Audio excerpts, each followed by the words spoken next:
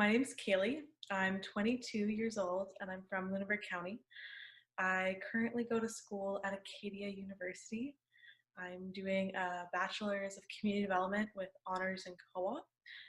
So I've gotten a lot of really interesting experience through university. I'm very thankful for university. It's really helped me grow and develop into who I am.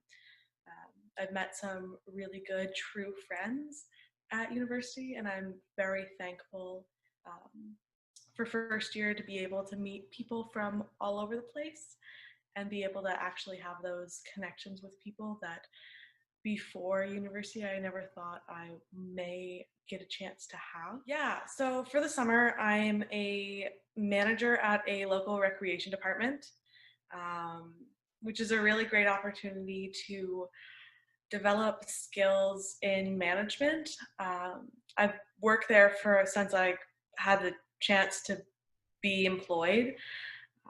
So I get to do staff scheduling. I get to influence volunteers. We do a youth volunteer program, a leader in training program.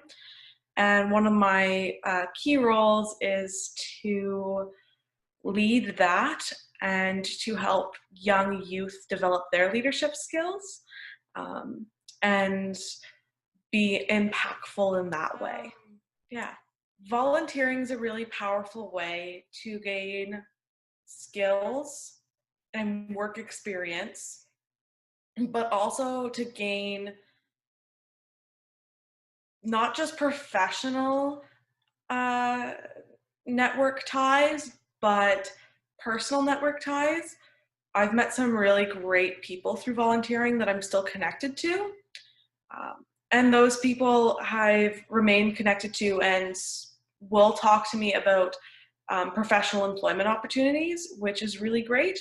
Because volunteering it's a way to get your foot in the door in a work experience, but it's also a great way to influence others in a positive light.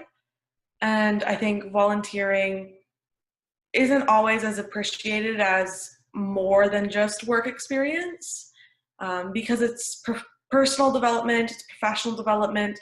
You can gain social capital through volunteering, which is really great, but you also can impact others, which I think is really essential. So there's theories within community development, which is what I studied, that there's 7 community capitals. One of these capitals is social capital. So social capital is all the network ties and social support systems that an individual or a group has. And it's more of a symbolic capital because you're unable to measure social capital really detailedly. Like financial capital, you can say, oh, I have $500. You have $500 worth of financial capital. But with social capital, there's different strengths of network ties and strengths of individual connections, and each is so intrinsically important to each individual in a different way.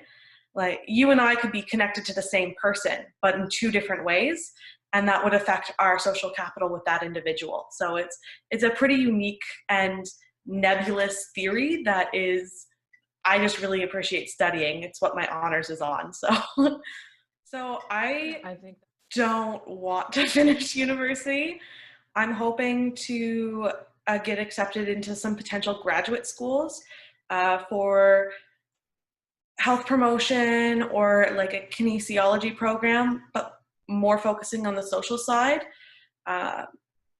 because there are a lot of barriers to people being physically active, and a lot of the barriers can come from social sides. There's a lot of new research in the physical activity world about barriers to physical activity, gender equality in sport, and a lot of other topics that I really am interested in learning more about. So further learning is where I'm hoping to go, and possibly working within the recreation sector between that or during that, I don't quite have a plan for after graduation, but I know the direction that I'm interested in, and I feel very passionate about following what I am passionate in, because I feel like that is where I will get the most success, because that's where I am thriving and where I will put energy into, because it makes me happy and it's an enjoyable pursuit. So I'm still figuring that out. I think as we grow and we develop, we are consistently learning more about ourselves. But my authentic self loves research. And a lot of people find that strange, because I could go for hours on a Microsoft Excel spreadsheet thematically coding research data and be having the time of my life. And for some people, that is not pleasurable or enjoyable at all. So finding out, doing research, reading, but also it's a mix between the arts and athletics. I love sports and being athletic and being physically active and just going out to a field and kicking a ball or grabbing a basketball and shooting some hoops. But I also love challenging myself artistically, be it watercolors or sketching or that. So, and also being around people. I'm learning more and more how extroverted I am. So an extroverted bookworm is quite an interesting label that I'd give myself, if I did have to label myself. But those are like the three main pieces of my authentic self: would be a passion for knowledge, a passion for athletics and physical activity, and a passion for creative and artistic pursuits. I think everything we've talked about so far sort of encompasses just being who you are and constantly reviewing yourself and challenging yourself, and just loving everybody possible. There's a lot in this world that's very hateful, and it's really easy to dwell on the negative and to become a pessimist. But I've really strived to look for the good in everything.